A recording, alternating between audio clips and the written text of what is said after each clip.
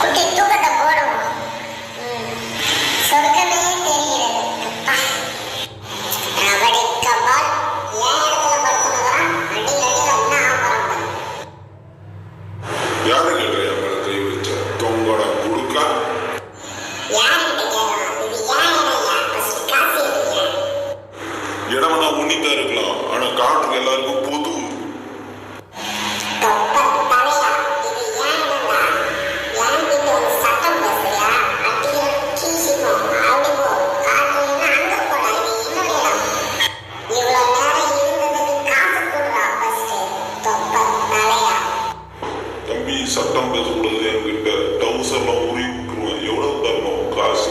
அதை ஃபர்ஸ்ட் சொல்லு. ஒரு மணி நேரத்துக்கு 100 ரூபாய். 2 மணி நேரம் இருந்துக்கிற 200 ரூபாய் எடுறா.